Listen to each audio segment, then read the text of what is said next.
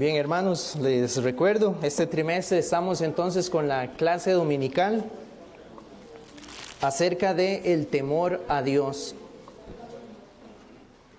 Entonces, si el Señor lo permite, vamos a estar este trimestre estudiando este tema, el cual hemos considerado que es muy importante para la iglesia. Entonces, brevemente, haciendo un pequeño repaso de lo que hemos visto en las dos lecciones anteriores. Malaquías 1:6 dice: y si soy Señor, ¿dónde está mi temor? Dice Jehová de los ejércitos a vosotros. Entonces hemos meditado, ¿verdad?, en cuanto a este pasaje de cómo Dios a través del profeta Malaquías llamaba al pueblo o le enviaba este mensaje al pueblo de Israel. Ellos, recordemos, ya habían regresado del exilio, pero nuevamente en la vida de ellos estaba reflejando el descuido acerca de las cosas del Señor. Entonces Él les hace esta exhortación y les dice: si soy el Señor de ustedes, entonces ¿dónde está mi temor? Y recordemos que esa exhortación era tanto a los sacerdotes como al pueblo. El pueblo estaba llegando delante del Señor con ofrendas que Dios no había mandado, con una condición que Dios no recibía. Y el problema era que los líderes, los sacerdotes encargados de recibir y administrar esas ofrendas, las recibían de esa manera. Entonces había un descuido por parte de todo el pueblo. Entonces también es lo que hemos estado aplicando a nuestras vidas. Si es correcto tener este temor delante de Dios. Entonces vimos la semana anterior dos clases de temor que vemos en la Escritura. Uno que genera un temor de miedo o de terror. Y fuimos a través de varios pasajes para ver cómo la Escritura nos enseña esto, que es correcto tener este terror delante de Dios. Vimos que este es el temor servil. Habíamos definido que es la clase de temor que siente un prisionero en una cámara de tortura hacia quien lo atormenta, ya sea su carcelero o aquel que va a ejecutar una sentencia en su contra. Entonces era aquel hombre, ¿verdad?, que reconoce que ha actuado de una manera en la cual ha quebrantado una ley, un mandamiento, y por lo cual cuando él vea que viene a ejecutar la sentencia, él siente temor. ¿Por qué? Porque realmente merece ese castigo. Entonces vimos varios pasajes que nos hablan acerca de eso, que también la idea es que podamos entender, este es el terror o el temor que los hombres deben sentir sin Cristo, al exponerse al Dios verdadero, a la justicia de Dios. Eso es lo que ellos deben experimentar. Pero habíamos visto que la condición del hombre en Romanos capítulo 3 y versículo 18 dice que no hay temor de Dios delante de sus ojos. Y en la primera clase habíamos visto varios ejemplos de cómo la sociedad refleja el cumplimiento de este versículo. Cómo delante, o nosotros somos testigos de cómo las personas se conducen sin el temor de Dios, el cual realmente ellos deberían experimentar, pero vemos que no tienen temor ni a Dios ni al juicio que Dios un día va a ejecutar. Pero eso no es excusa entonces para realmente poder experimentar un día delante de Dios el reconocimiento de que debían haber temido a su palabra.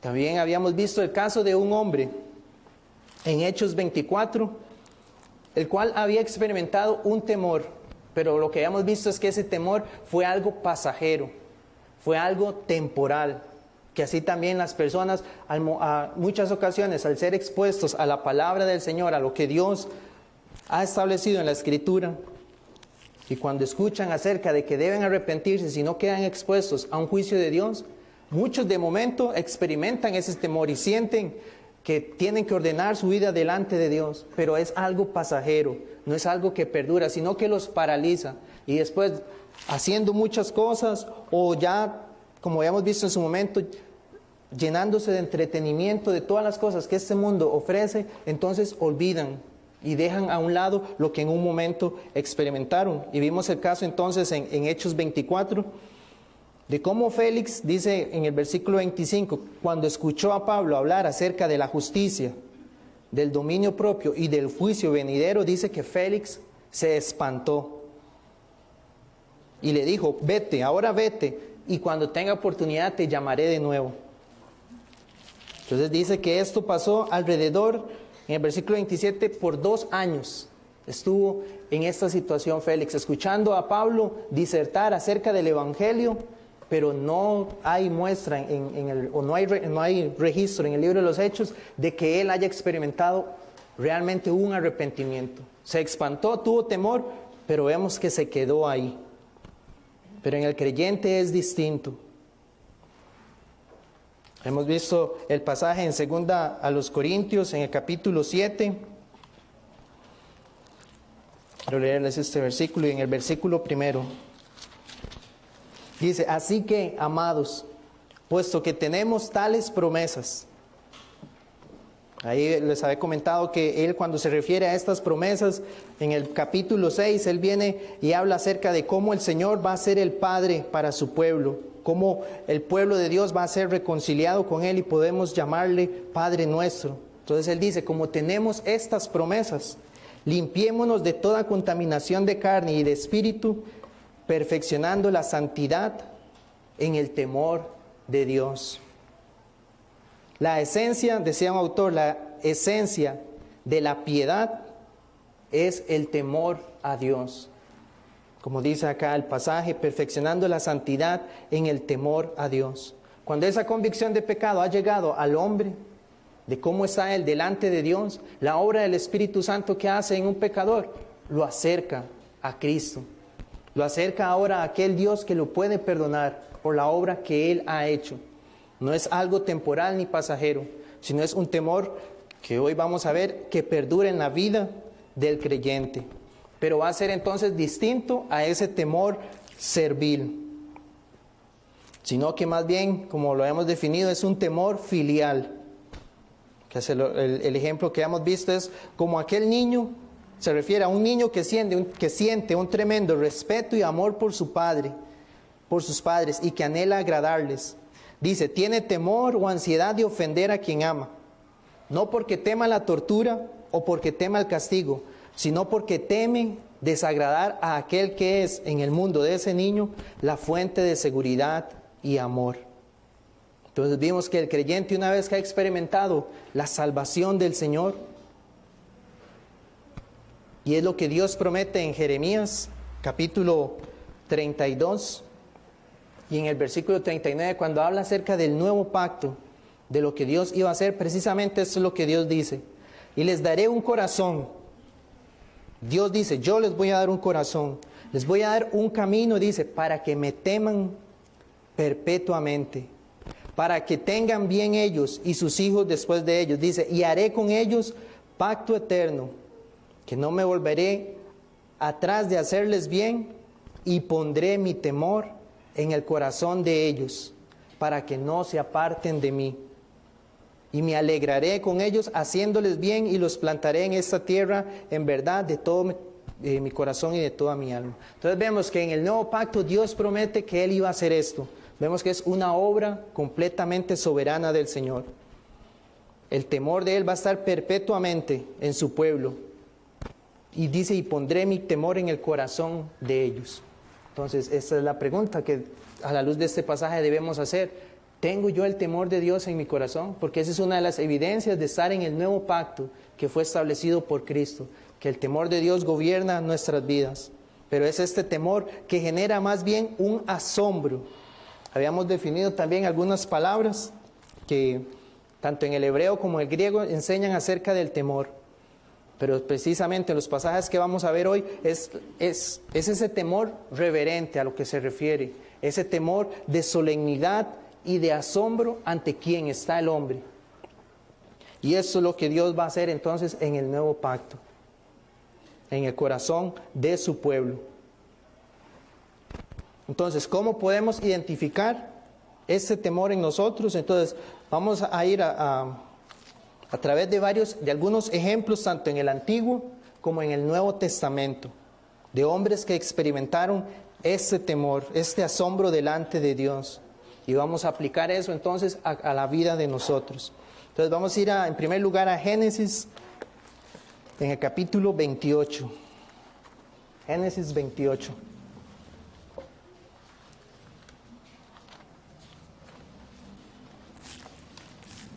Tal vez en algunos casos yo lo lea para que nos pueda dar tiempo hoy. Muy bien, en el versículo 12 dice, y soñó, y he aquí una escalera que estaba apoyada en tierra, y su extremo tocaba en el cielo. Y he aquí ángeles de Dios que subían y descendían por ella. Y he aquí Jehová estaba en lo alto de ella, el cual dijo, yo soy Jehová, el Dios de Abraham tu padre, y el Dios de Isaac. La tierra en que estás acostado, te la daré a ti y a tu descendencia. Será tu descendencia como el polvo de la tierra, y te extenderás al occidente, al oriente, al norte y al sur. Y todas las familias de la tierra serán benditas en ti y en tu simiente. He aquí, yo estoy contigo, y te guardaré por donde quiera que fueres, y volveré a traerte a esta tierra, porque no te dejaré hasta que haya hecho lo que te he dicho. Y despertó Jacob de su sueño, y dijo, ciertamente Jehová está en este lugar, y yo no lo sabía. Y tuvo miedo, y dijo, cuán terrible es este lugar. No es otra cosa que casa de Dios y puerta del cielo. En versículo 18, y se levantó Jacob de mañana y tomó la piedra en que había puesto de cabecera y la alzó por señal y derramó aceite encima de ella. Vamos a dejarlo hasta ahí. Entonces, ¿cuál es el contexto de aquí? Jacob se dirige hacia la tierra hacia sus parientes, saliendo, ¿verdad?, de donde estaba con su padre Isaac, y él se dirige a esta tierra a buscar, a tomar mujer de ese lugar, porque su padre le había dicho que no tomara de las mujeres cananeas. Entonces él va en ese camino y vemos este relato, cuando él se queda dormido en este lugar que luego vemos que él llama Betel, que significa casa de Dios. ¿Y qué ocurrió ahí? Bueno, Jehová Dios se le apareció a él en sueños. ¿Y qué hizo Dios? Bueno, vemos que Dios renueva el pacto que había hecho con Abraham y con Isaac, ahora lo establece con Jacob. Él dice que él era el Dios de Abraham y el Dios de Isaac, pero hasta este momento, y si recordamos cómo era la vida de Jacob, vemos que él no conocía a Dios, pero en este momento él experimenta y escucha y ve, dice que en lo alto de la escalera, porque ese fue el sueño que él tuvo esa visión, donde dice que en lo alto de la escalera estaba Jehová. Entonces él reconoció, estoy ante el Dios de mi padre, Abraham e Isaac. Pero ¿qué pasó? A partir de este momento, él experimentó el que Jehová también se convirtiera en su Dios. Pero él dice, este lugar es terrible, porque estoy ante este Dios, que es el creador de todo, el que ha hecho un pacto con mis ancestros. Y también Jacob debía reconocer quién era él, correcto, cómo él había vivido. Recordemos que su nombre significa engañador, lo que él había hecho. Y estando delante de este Dios, claro que tenía que tener miedo. Pero a diferencia de como vimos hace una semana, el temor que experimentó no lo hizo alejarse, sino que vemos que más bien él eleva o presenta delante de Dios, como leíamos en el versículo 18, dice que se levanta, toma la cabeza y la alza por señal. Y después en el versículo 20 dice, e hizo Jacob voto, diciendo, si fuere Dios conmigo y me guardare en este viaje en que voy, y me diere pan para comer y vestido para vestir, y si volviere en paz a casa de mi padre, dice, Jehová será mi Dios, y esta piedra que he puesto por señal, será casa de Dios, y de todo lo que me dieres, el diezmo apartaré para ti. Entonces vemos que él experimenta la presencia de Dios, y él hace delante de Dios un voto. Y a partir de aquí entonces vamos a ver conocemos el relato de cómo él se conduce. Pero él experimentó este temor de Dios no lo hizo alejarse. Experimentó esto, no, ese temor no lo alejó, sino que lo llevó a pactar delante de Dios, reconociendo que Dios le estaba concediendo la misericordia de que por él también iba a ser cumplida la promesa. Dice que en tu simiente serán benditas las naciones, la promesa de donde vendría el Mesías. Dios se lo concedió. Entonces vemos que él, al reconocer que está en la casa, dice que esa era casa de Dios. No huyó, sino que se acercó más bien a Dios. Entonces aquí es donde nosotros podemos tener esa aplicación a nuestra vida. Jacob fue consciente de que estaba en la presencia de Dios. Dios ha prometido que cuando su pueblo se reúne, Él va a estar ahí. Y ese lugar se vuelve casa de Dios y puerta del cielo, en el cual la presencia de Dios está con su pueblo y los pecadores pueden acercarse a Dios por medio de Cristo. El salmista decía en el Salmo 84:10, mejor es un día en tus atrios que 1000 fuera de ellos. Escogería antes estar a la puerta de la casa de mi Dios que habitar en las moradas de maldad. Reconociendo, hermanos, cada uno de nosotros, cómo nosotros hemos vivido y cómo es nuestra vida, saber que estamos delante del Dios verdadero. Eso debe generar en nosotros ese temor y esa reverencia. ¿Por qué? Porque hoy podemos llegar delante de Él. Podemos llegar delante de la presencia, pero sabiendo que es por Cristo. Si tenemos esa bendición, entonces con cuánta reverencia debemos ir delante de Él. Y que esta oración del Salmo 84 sea también la oración del pueblo de Dios. Anhelo estar con Dios en su presencia, que estar en cualquier otro lugar. Prefiero un día en la casa de Dios que 1000 fuera de ellos. La pregunta es, ¿experimento yo eso realmente al estar en la casa de Dios? Sabemos que cuando hablamos de la casa de Dios no nos referimos al edificio en sí, sino en el momento en el cual el pueblo de Dios se reúne. Ahí se convierte casa de Dios. Entonces, ¿cuál es esa actitud mía delante de este Dios? ¿Puedo tener ese asombro ante Él? Eso es lo que debemos experimentar. Vamos a ver este segundo ejemplo en el caso del profeta Moisés. Vamos a ir a Éxodo capítulo 3, en el versículo 1. Dice lo siguiente: apacentando Moisés las ovejas de Jetro su suegro, sacerdote de Madián, llevó las ovejas a través del desierto y llegó hasta Horeb, monte de Dios. Y se le apareció el ángel de Jehová en una llama de fuego, en medio de una zarza, y él miró y vio que la zarza ardía en fuego y la zarza no se consumía. Entonces Moisés dijo: iré yo ahora y veré esta grande visión. ¿Por qué causa la zarza no se quema? Viendo Jehová que él iba a ver, lo llamó Dios, o sea, el ángel de Jehová, que es Dios, lo llamó Dios de en medio de la zarza y dijo: Moisés, Moisés. Y él respondió: heme aquí. Y dijo: no te acerques, quita tu calzado de tus pies, porque el lugar en que tú estás, tierra santa es. Y dijo: yo soy el Dios de tu padre, Dios de Abraham, Dios de Isaac y Dios de Jacob. Entonces Moisés cubrió su rostro porque tuvo miedo de mirar a Dios. Entonces también, este hombre está delante de la presencia de Dios. Dice que el ángel de Jehová era el que estaba ahí, que sabemos por la escritura que este es Cristo antes de su encarnación. Y él viene y tiene esta curiosidad de ir y ver por qué este arbusto o esta zarza está quemándose, pero no se consume. Entonces, cuando él se va a acercar, Dios lo llama desde la zarza y le dice: no te acerques y quita el calzado de tus pies.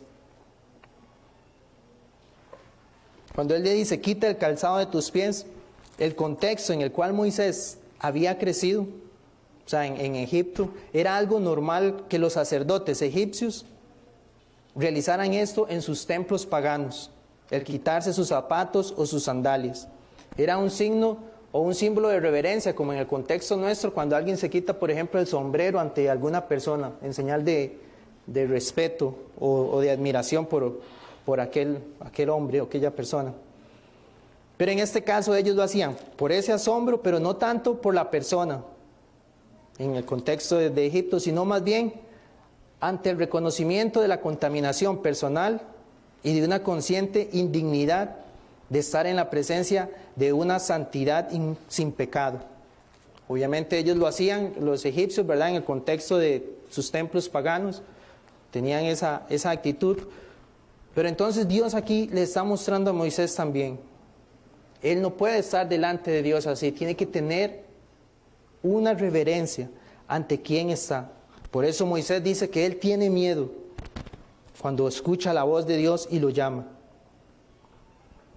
Y demuestra entonces esa reverencia al tapar su rostro. Pero nuevamente, ¿qué es lo que vemos distinto acá? Que Moisés, al saber que está ante Dios, él no huye, sino que ve que Dios le está hablando y él mantiene un diálogo. Luego conocemos el relato del llamado de Dios a él, ¿verdad?, para ir a libertar a su pueblo. Pero él no se alejó, sino que sí mostró, y vemos que fue de una manera externa, el respeto, quitando el calzado de sus pies y cubriendo su rostro. Ahora, también eso a nosotros nos puede traer una enseñanza. ¿Cuál es la manifestación externa que nosotros tenemos en cuanto al reconocimiento cuando estamos delante del Señor?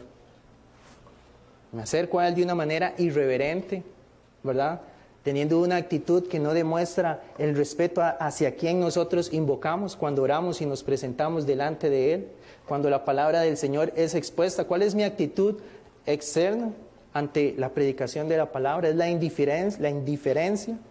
¿Es el estar distraído cuando estoy delante de la predicación del Dios verdadero? ¿Cuál es mi forma de acercarme a Él? La forma en la cual podríamos decir, mi apariencia externa, como me he visto al llegar delante de Él. Es cierto, lo importante, y algunos podrían estar pensando, es mi actitud del corazón como llego delante de Dios. Pero esa actitud interna se va a manifestar de una manera externa, de cómo Dios me ha transformado y cómo ahora yo tengo en alta estima estar en la presencia del Señor. Un ejemplo que yo puse aquí era qué pasaría si hoy fuéramos invitados o hoy recibiéramos como invitado al presidente de la República. ¿Cómo estaríamos cada uno de nosotros ante esta persona? ¿Cuál sería mi apariencia externa al venir delante de Él? ¿Cuál sería mi actitud al escucharlo a Él hablar también? Entonces, ¿cuánto más al reconocer que estamos ante el Dios creador del universo? El Dios que quiso acercarse al pecador por medio de Cristo. ¿Cómo estoy llegando yo delante de Él? Entonces, lo que hay internamente en nosotros se va a manifestar externamente. No quiero, ¿verdad?, caer en esto como que alguno piense que estamos apuntando hacia el legalismo, no, sino que es algo que cada uno de nosotros, personalmente, al conocer a Dios, su gracia, su verdad, su amor, entonces eso me va a generar a mí esa actitud de reverencia ante Él, de adoración y admiración ante este Dios. En tercer lugar, quiero que veamos la visión del profeta Isaías. Vamos a Isaías capítulo 6.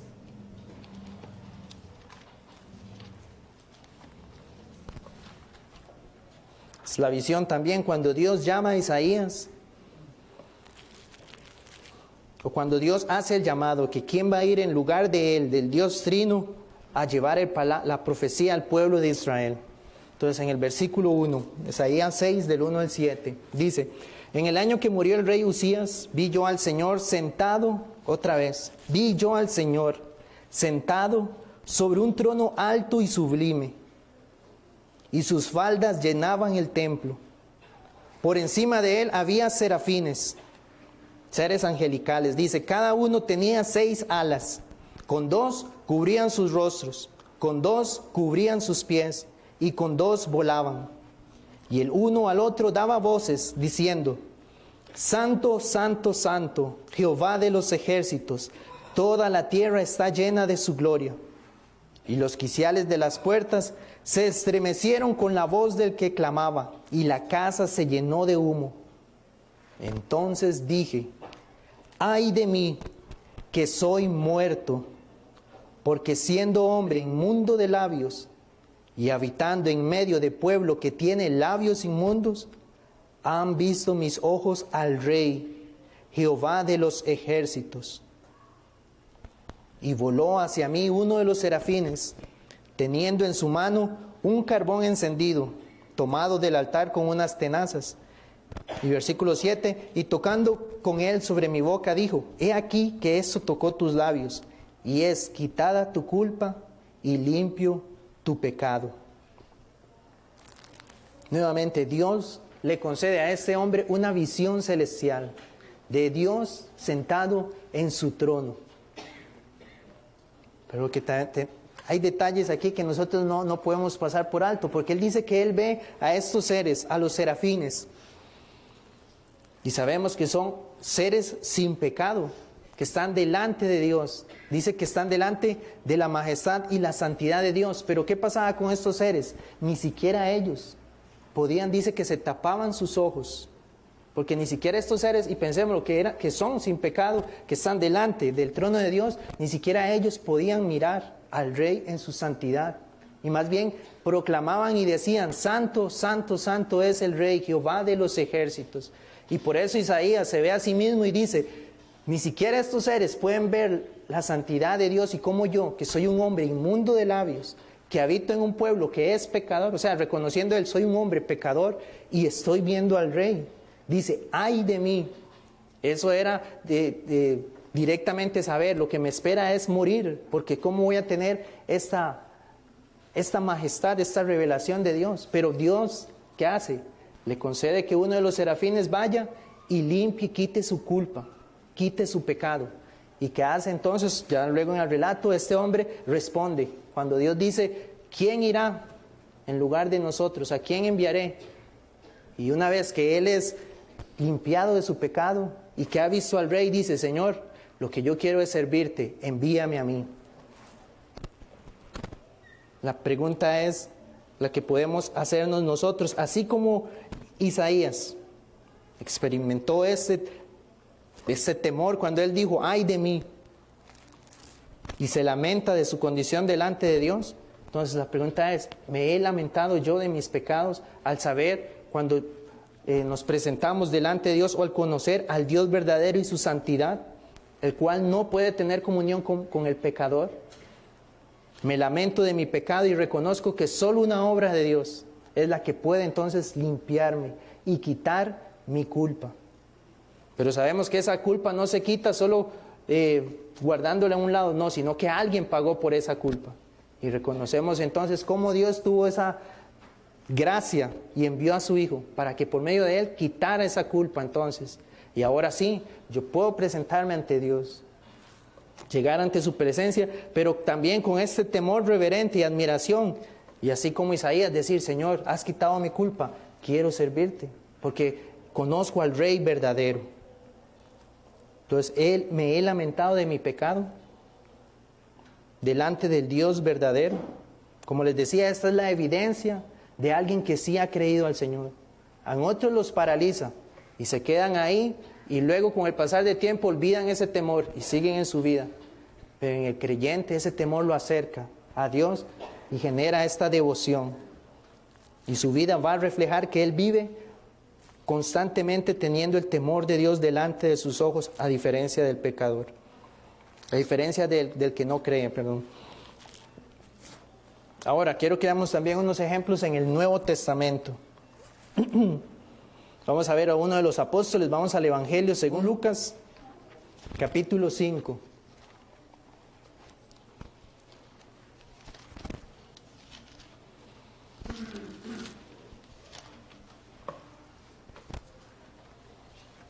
En el versículo 4 y leemos hasta el 11. Dice: cuando terminó de hablar, Jesús dijo a Simón: boga mar adentro y echad vuestras redes para pescar.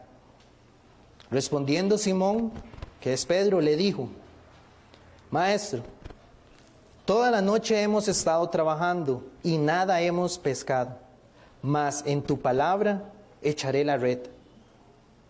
Y habiéndolo hecho, encerraron gran cantidad de peces y su red se rompía. Entonces hicieron señas a los compañeros que estaban en la otra barca para que viniesen a ayudarles, y vinieron y llenaron ambas barcas de tal manera que se hundían. Versículo 8. Viendo esto, Simón Pedro cayó de rodillas ante Jesús, diciendo: apártate de mí, Señor, porque soy hombre pecador. Porque por la pesca que habían hecho, el temor se había apoderado de él y de todos los que estaban con él, y asimismo de Jacobo y Juan, hijos de Zebedeo, que eran compañeros de Simón. Pero Jesús dijo a Simón: no temas, desde ahora serás pescador de hombres. Y cuando trajeron a tierra las barcas, dejándolo todo, le siguieron. Entonces, nuevamente, este es muy parecido al ejemplo de Isaías. ¿Qué está ocurriendo con Pedro? Bueno, él dice: ya toda la noche lo hemos intentado y no hemos pescado nada, pero usted me está dando la orden y lo voy a hacer. Y él se asombra cuando dice que aún las mismas redes se rompían por la cantidad de peces. Entonces dice que él, viendo esto, tuvo temor. Y dice, y cayó de rodillas ante Jesús. Entonces vemos aquí, y eso es lo que quiero que vayamos asociando, ¿verdad? Él reconoce ante quién está. Porque qué hombre puede, ¿verdad?, darle una orden para que haga eso, y el lugar precisamente donde le dice, ¿verdad?, que lance las redes. Entendemos, ¿verdad?, que Jesús, como el creador de todo, le ordenó a todos los peces que se estuvieran en ese lugar, donde ellos iban a lanzar las redes para que de ahí sacaran todos esos peces. Entonces él dijo: no estoy delante de un Dios, perdón, no estoy delante de un hombre, de un simple hombre, sino delante de alguien que es más que un hombre. Entonces por eso él cae de rodillas y con temor, y le dice: apártate de mí, reconociendo otra vez: yo no puedo estar cerca de usted, no puedo acercarme a usted. Y tuvo temor de esto. Entonces este temor le dice: aléjate de mí. Pero aquí vemos la gracia de Dios, porque le dice: no temas. Entonces, por un lado, no podía acercarse, dice él, reconociendo el milagro que Jesús había hecho. Pero por otro lado, ¿qué hace Pedro luego? Deja todo por estar con él. Entonces, ese es el sentido, hermanos. El temor de Dios en el creyente nos va a llevar inclusive a eso, a dejar todo por seguir a Cristo. Por el temor que Dios pone en nuestro corazón, reconociendo que Él es todo, el único que gobierna sobre todo. Y si Él me llama a estar con Él, es por su gracia. Y debo responder a ese llamado. Y sabemos que la obra del Espíritu Santo nos hace responder e ir a Él. Y luego vemos, ¿verdad?, cómo estos hombres, los hijos de Zebedeo también, porque dice que ellos también experimentaron ese temor, cómo ellos luego se convierten entonces en los discípulos del Maestro y van y les sirven.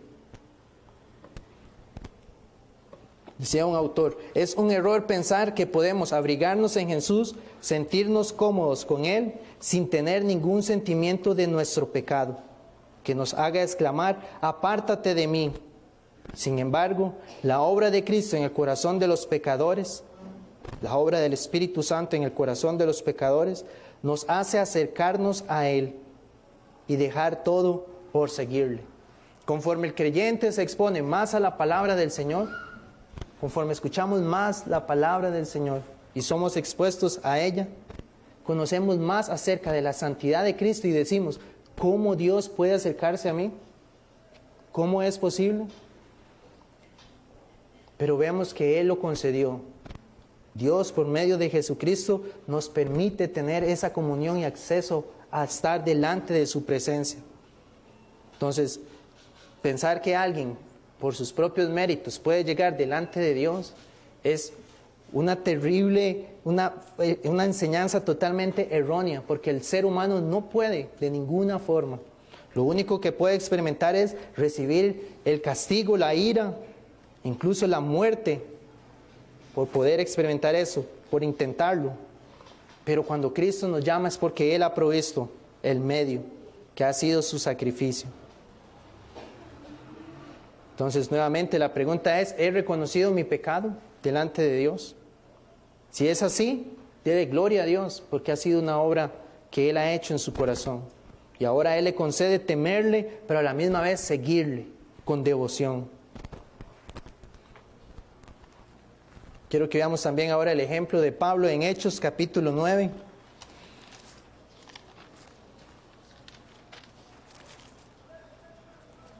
Hechos 9, versículo 5 dice: Él dijo: ¿quién eres, Señor? Y le dijo: yo soy Jesús, a quien tú persigues. Dura cosa te es dar cosas contra el aguijón. Entonces el versículo 6 dice: Él, Pablo, o Saulo en este momento, temblando y temeroso, dijo: Señor, ¿qué quieres que yo haga? Y el Señor le dijo: levántate y entra en la ciudad, y se te dirá lo que debes hacer.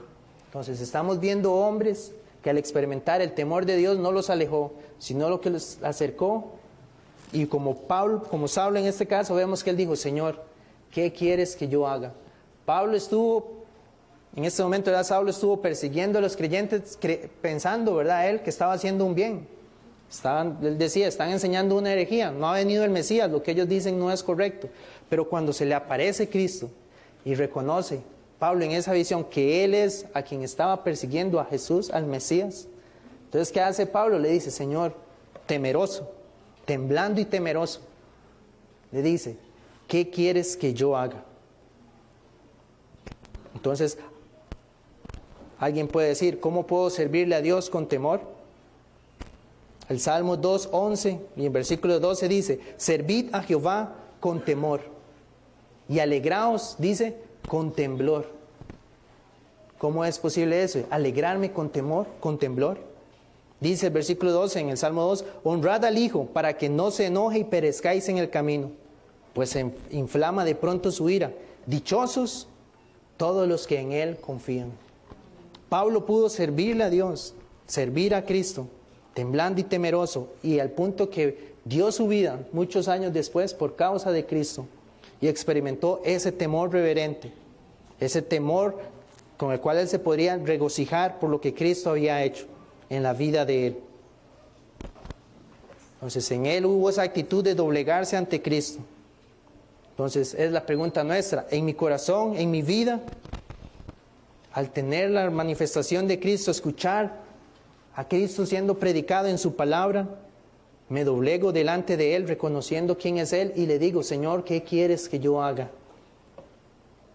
Cuando eso ocurre, podemos dar gloria a Dios, porque es la obra del Espíritu Santo que nos lleva, en ese temor, no alejarnos, sino acercarnos a aquel que quiso venir a buscarnos.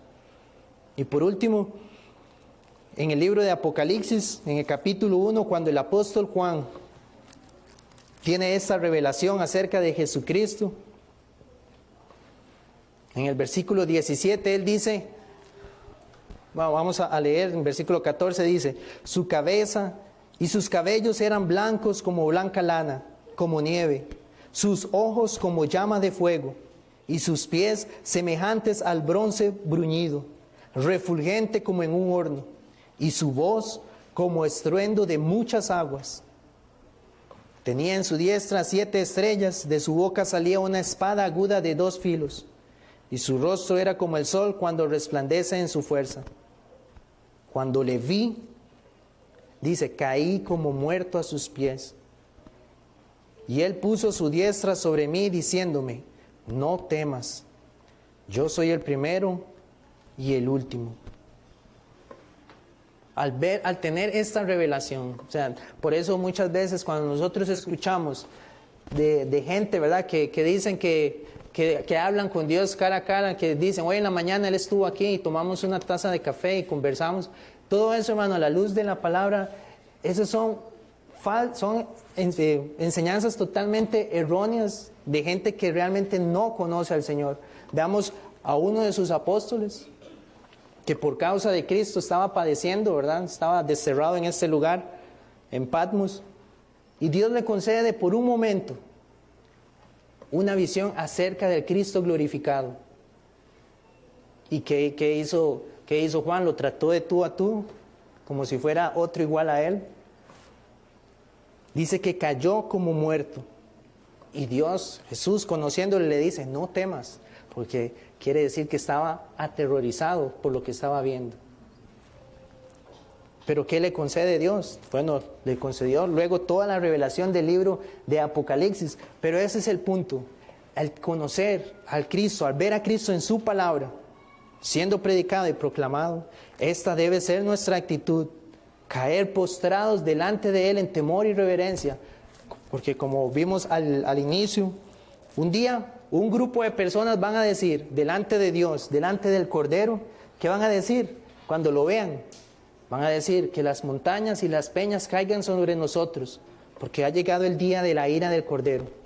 Pero también habrá otro grupo que dice que más bien van a cantarle a Dios. En Apocalipsis 15, y dicen: ¿quién no te temerá, oh Señor, y glorificará tu nombre? Aquellos, los redimidos, que estarán con el Cordero, no se esconderán, pero sí dirán: ¿quién no te temerá?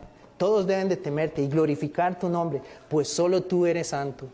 Y eso es lo que Dios hace en el creyente. Podemos decir: Señor, ¿quién no te temerá? Debo temerte y glorificarte y acercarme a ti por lo que has hecho en Cristo, que nos concedes llegar delante de ti. Esto, hermanos, brevemente es lo que quería, el tema para hoy. El temor servil, que ya vimos la semana anterior, y hoy el temor reverente de asombro delante de la presencia de Dios. Entonces debemos examinarnos. ¿Está este temor a Dios delante de mis ojos? Si es así, gloria a Dios. Pero si nos conducimos, como dice Romanos 3:18, sin el temor de Dios, entonces la realidad es que usted aún no ha conocido a Dios, que aún no ha experimentado la salvación de Cristo. Entonces clame al Señor para que Él le conceda poder conocerle, y por la obra del Espíritu Santo clamar e ir delante de Él y reconocerle como el Señor y como el dueño de su vida. Amén. Vamos a tener este receso. Volvemos a las 10 de la mañana.